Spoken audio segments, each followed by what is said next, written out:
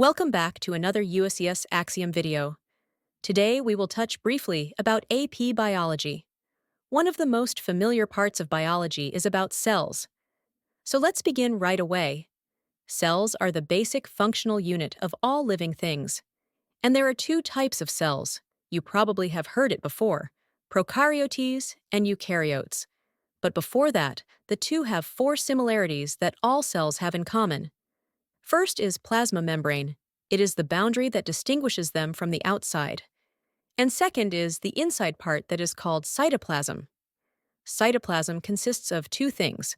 One is a jelly-like substance called cytosol, and the other is organelles. Third is genetic information, which is the DNA chromosome. All cells have it, no exceptions. Fourth and last up is the ribosome. They need ribosomes to make protein. Now back to the two types of cells, prokaryotes and eukaryotes. When you cut these words into two parts, you will easily see that karyotes is the same and EU and pro are different. Karyotes mean nucleus. Since pro means before and euky means true, we can easily predict that prokaryotes have no nucleus while eukaryotes have nucleus. Prokaryotes have no organelles other than ribosomes and have small size, is primitive. For example, like bacteria and archaea. Eukaryotes are much larger in size and is more complex. So for example, plant animal cells. Eukaryotes are membrane-bound organelles with specialized structure function, which increases efficiency. Think of an example that you have a roommate and your roommate doesn't sleep at night and plays the electric guitar. It would be so frustrating and it would be hard for you to fall asleep. But when the rooms are separated far away and you can't hear the guitar sound, you can sleep at night, which is way more efficient that you can mind your own work and business.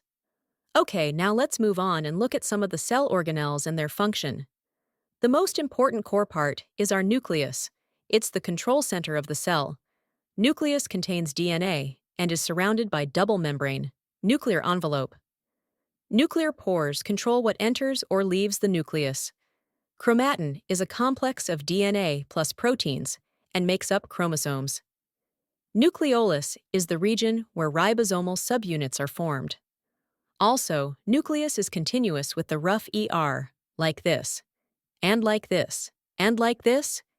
Get it how it's connected to the rough ER? ER is endoplasmic reticulum, by the way.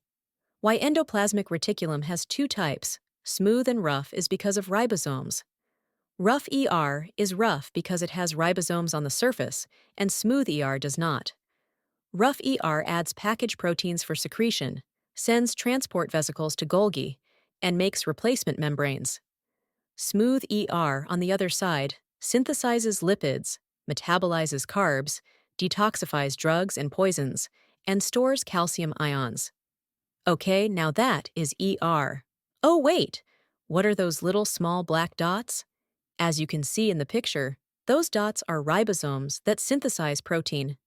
They are composed of rRNA plus protein and a large subunit plus small subunit. One fascinating fact we can throw a question at is that the large subunit is about 60 and small subunit is about 40, but when they are combined, they are 80 in whole. Why did it shrink? Oh, it is because while they combine, some of the molecules were torn out, so it became lighter. Yes, that is kind of an interesting fact.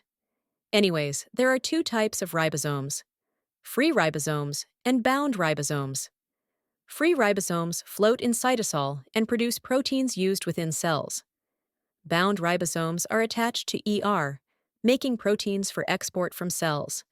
This was asked in the 2012 AP Bio FRQ, so keep that in mind. We will continue with the rest of the cell organelles and membrane transport next time. Thank you for watching the video.